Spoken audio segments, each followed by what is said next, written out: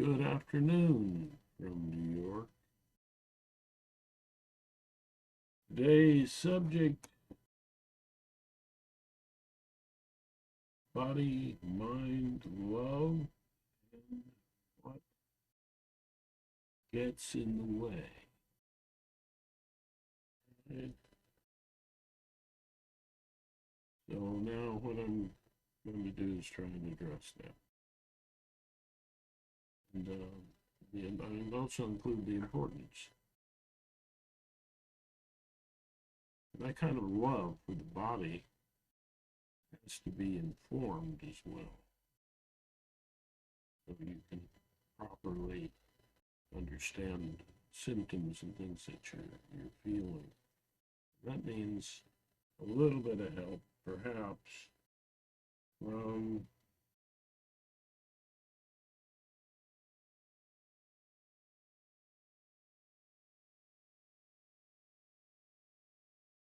from the medical profession and your doctor and so on. But still, the mystic path, the inner mind communication position, is that you need to practice awareness focus on sensations and so forth, communications from your body and your mind. This is been called a mindfulness kind of approach. And the importance of it is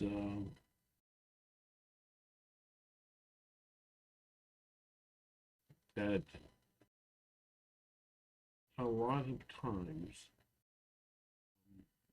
we view ourselves, our sense of self, as totally separate from our body.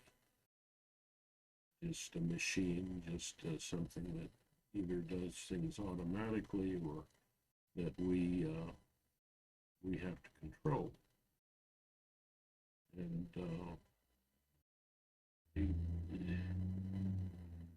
when you get too much into controlling your body and not listening to your body and not feeling your body, that gets in the way of an empathy with you. An empathy with your body, and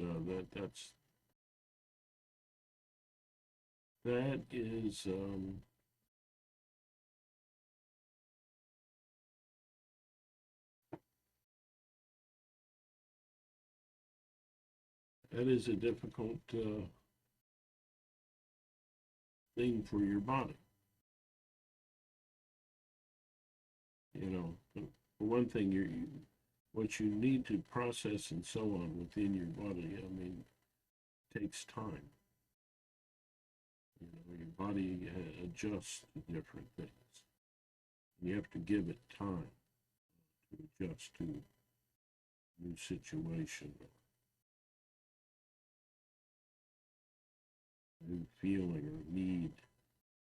And that a lot of times is rushed past uh, by our thinking that just, I've got to get this done and I've got to do this and I've got to do that.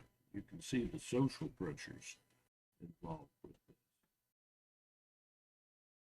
And the social pressures are,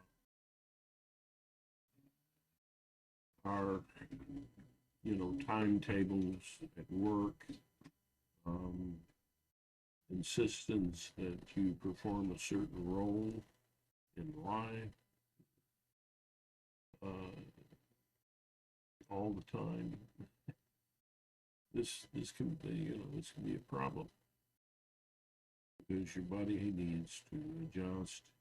And you need to be sensitive to your body in terms of what it can do, can't do. You've heard the term no pain, no gain. Pretty insensitive.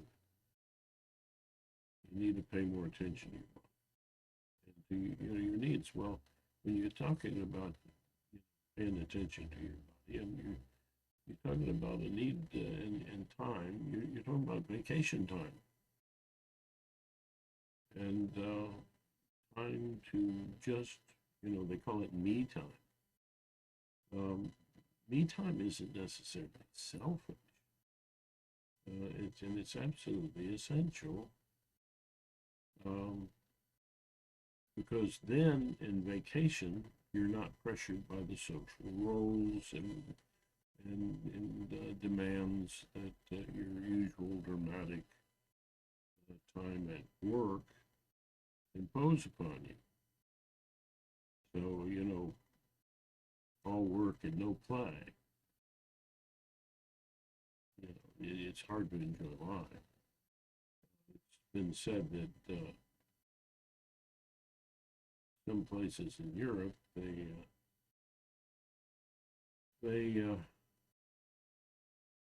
work to live. Vital thing, trade in one way is the way that we survive in society.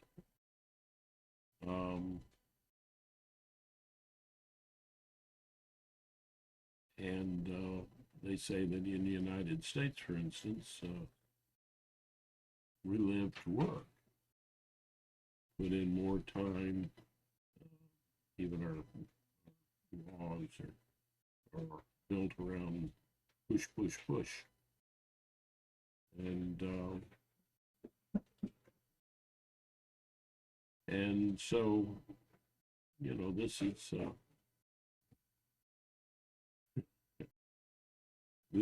this is a problem.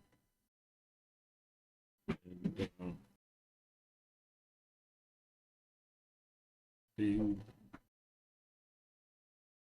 being with hyperactive people can be a problem. It's so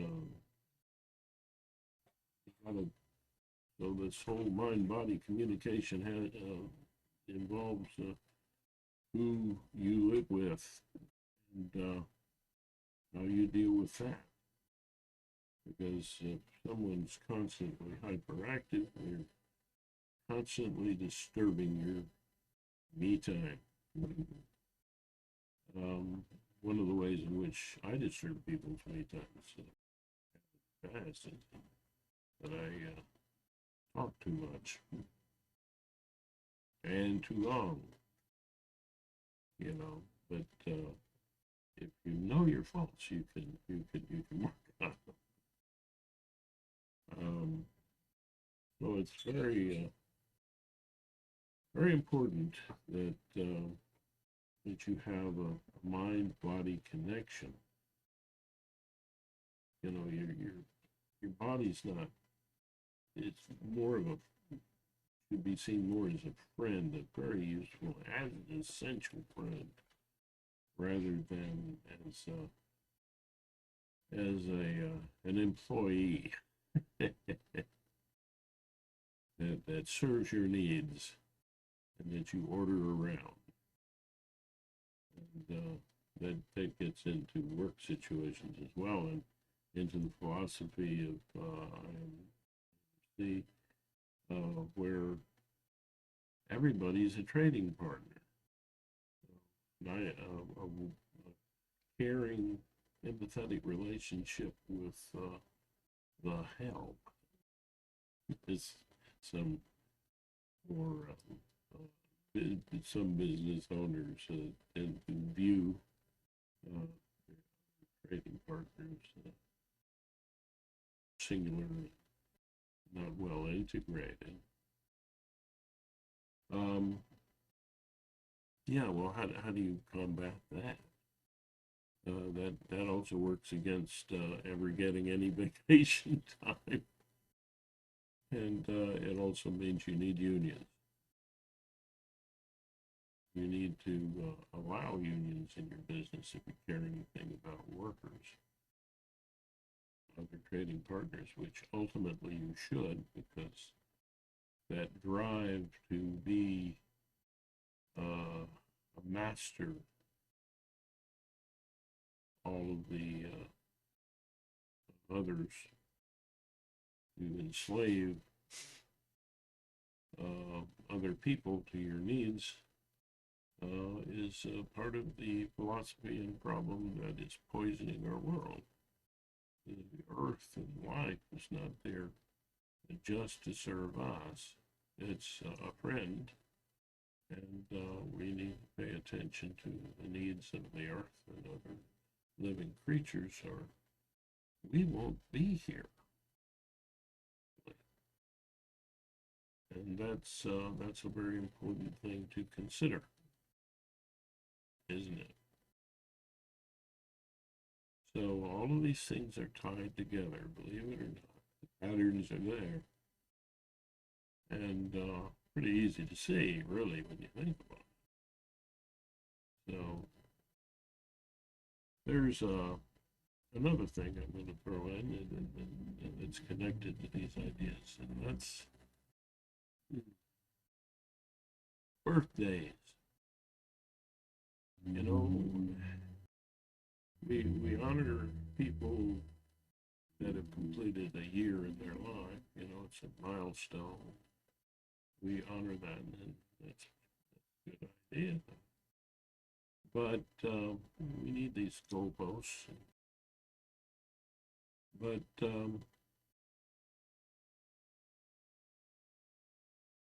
we also need to take time to reflect at those times and to appreciate that person. And that means giving them some me time. The day after, and I would suggest that the day after a birthday is an awareness day and an appreciation day.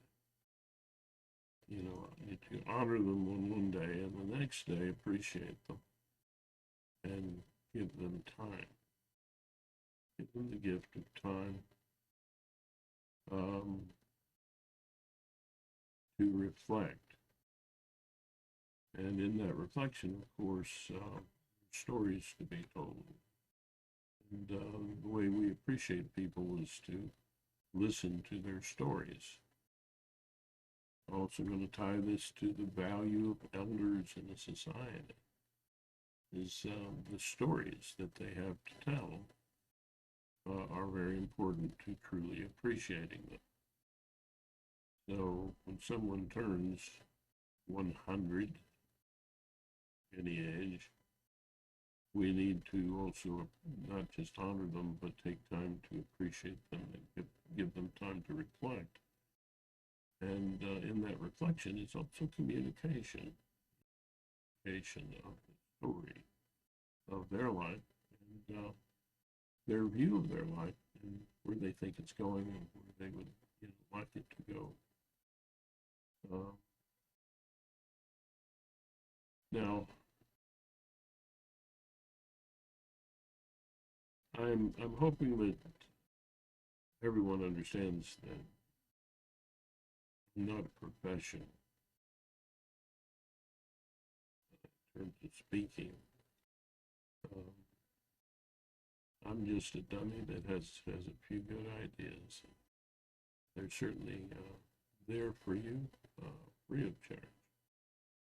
And of course, there's always the phrase, don't muzzle the ox that treads the grain. You know, the ox has to eat to grind your wheat. So at some point, maybe I'll sign up with Patreon or something. Or you can give me a call. Website. Skype me some help to improve this presentation.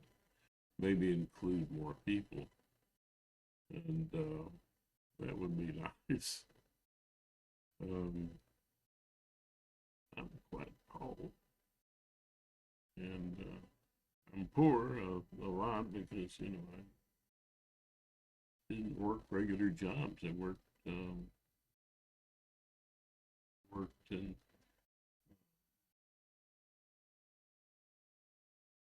uh, little hippie experimental cultures and um, for religious groups where I wasn't paid. There was nothing going into my Social Security, so I'm an elder under duress. But a little of that duress is helped by more understanding government. Look, all of these insights and thoughts, um, they have to do with politics as well. And our politics have taken a very bad turn right now. It's no vacation time for workers. Um, that whole attitude is just is made people uncomfortable, and a lot of people just don't understand what's going wrong. They know that they're feeling worse than ever, and they're having less and less me time, and they don't understand what's happening. And that, I think, is what spurs people on to conspiracy theories and things like that. Creates divisions between unnecessary divisions between us. A lot of those conspiracy theories, are aimed at particular groups, people with money or any power, people in government, um, people who offer services, like the expensive medical services.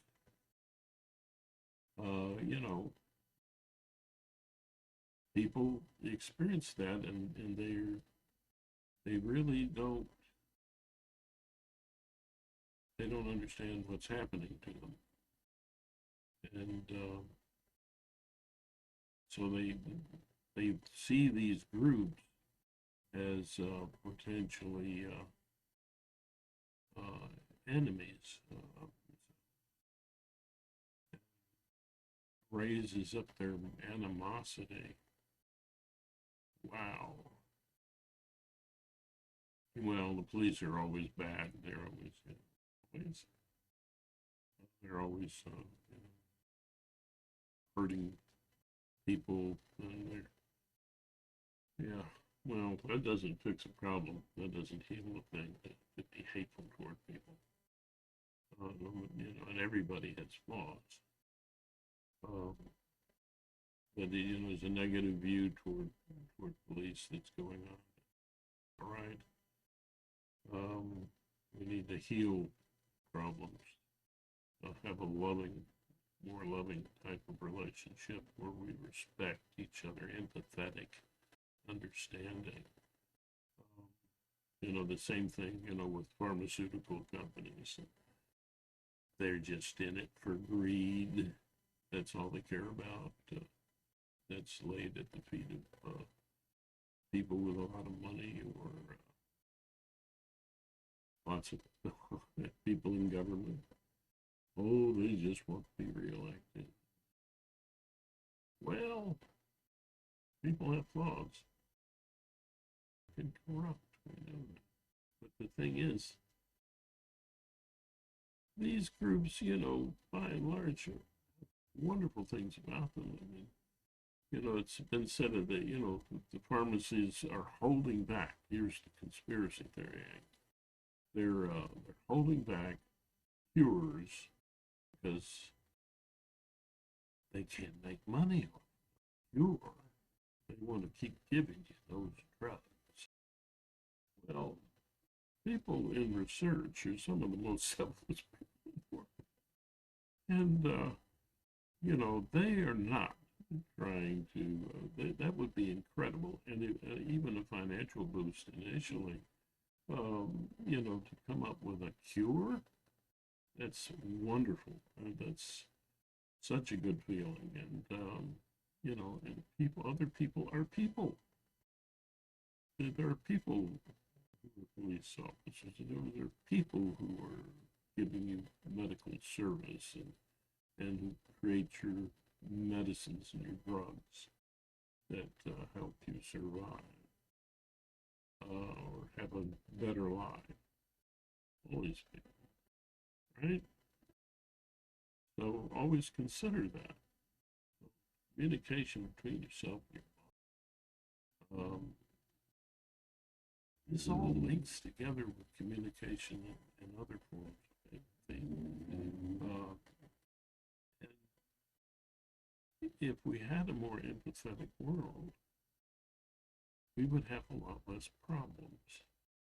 We would have a lot less war. People would be able to sit down and appreciate each other. And for a long time in the United States, we had, you know, a lot of that getting along. There were some very dark times, but we also came over with at least the intention of all the people that had different views getting along with each other, having a government that imposed beliefs in terms of spiritual thoughts, you know, and there was violence going on. People were fleeing that violence. They came to the United States to, some of them just selfishly, so that their oppressed religion could have a new breath. But they also came because came to understand that everybody needs that right, not just themselves. So, and you're going, well, how does that relate, you know, mind and body? You've gone all over. Well, vacation time. Yeah. You know, time to appreciate yourself, know where you're going, where you think you're going there. Also, freedom from all of the thinking. Period. Just stopping the train, the drama train in your mind. You know, quit cooking up all kinds of conspiracy theories and ways to hate each other. Yeah, that's easy to do. All right, let that thought restrict you. Um, and encourage you to be more caring. Yeah, you know, we all need to hear that. We need to go along with that. Otherwise, we instead of going forward, we go backward.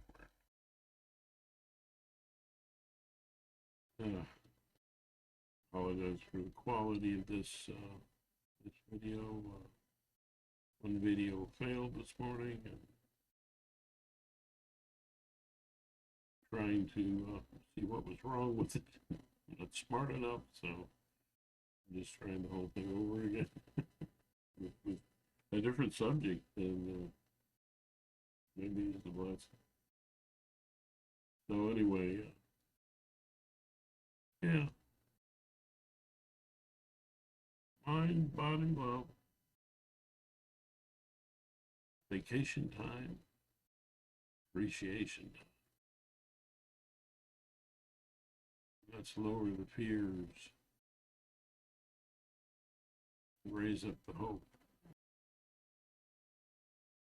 in the tolerance. So I guess that's my message today. And I hope that this video actually will upload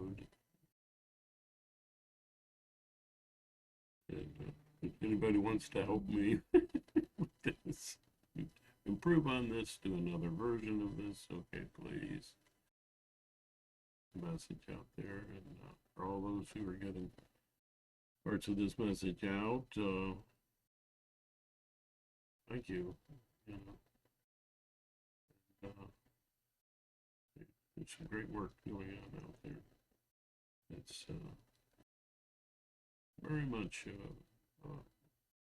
in line with IMC philosophy, and a great help to the world.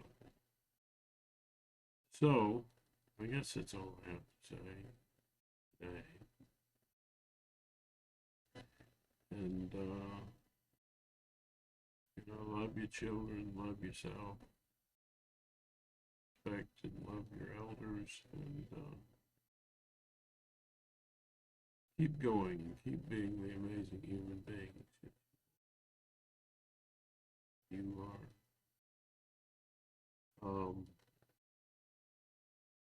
And the phrase that I love that it says all of that. Namaste. All that's wonderful, marvelous, like our brains. And me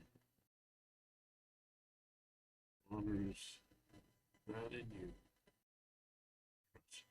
It's in you. It's there. The way to find it is the mystic path of IMC, or that which accomplishes is that thing. Namaste. And